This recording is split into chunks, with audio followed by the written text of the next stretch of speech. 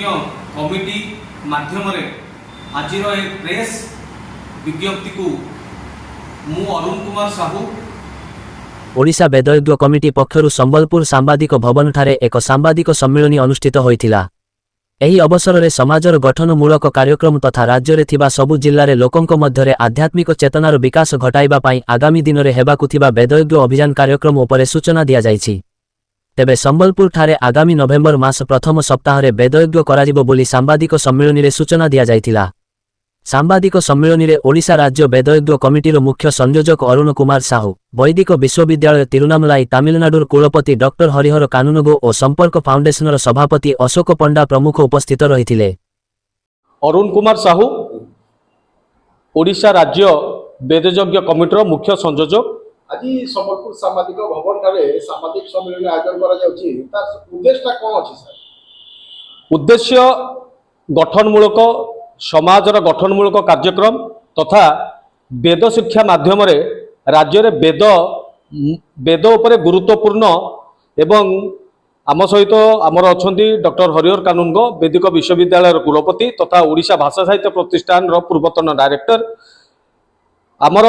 प्रति जिले में वेदज्ञ करी लोकंकर उत्थान अभ्युत्थान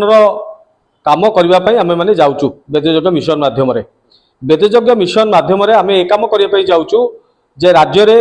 30 जिले में जो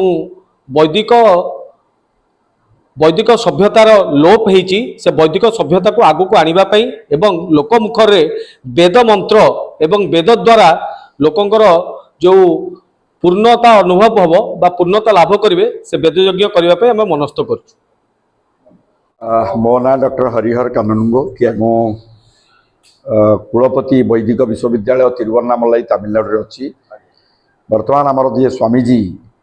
श्री श्री आत्मानंद जी महाराज जे कि वेद विश्वविद्यालय प्रतिष्ठाता वेद गुरुकुलम प्रतिष्ठाता बर्तमान तिरुवन्नामलाई तामिलनाडु रे बर्तमान प्रत्येक दिन वेदज्ञ होउची। चारि कुंड रूप जजुर साम अथर्व चारि वेदज्ञ वेदज्ञ होउची वेद कुंड रे एवं गोटे ब्रह्मकुंड अच्छी जो सारा पृथ्वीर लोकंकर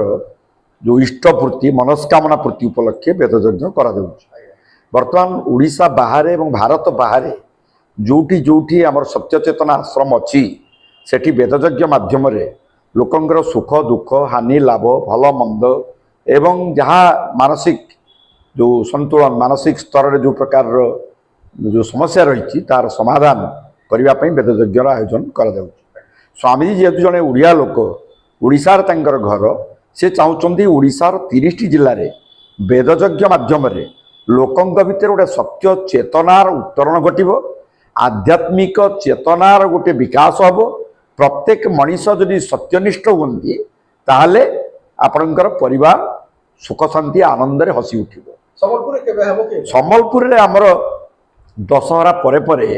नवेम्बर मास प्रथम सप्ताह 3 दिन कि 6 दिन कि 9 दिन करने स्थिर होती। मो पाखे जी अच्छा अशोक कुमार पंडा महोदय जे कि संपर्क फाउंडेशन सभापति अच्छा सी बर्तमान यार दायित्व नेतृत्व नहीं आपण मान माध्यम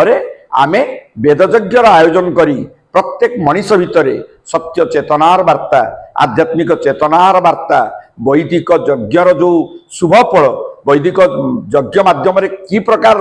फल मिल आपण मैंने अंगे लिभेबे अनुभव करेंगे। तेणु आपण माध्यम आमे आमर संबलपुरवासी एवं पश्चिम ओडिशार प्रतिटी आध्यात्मिक चेतनार अनुरणित होइतिबा समस्त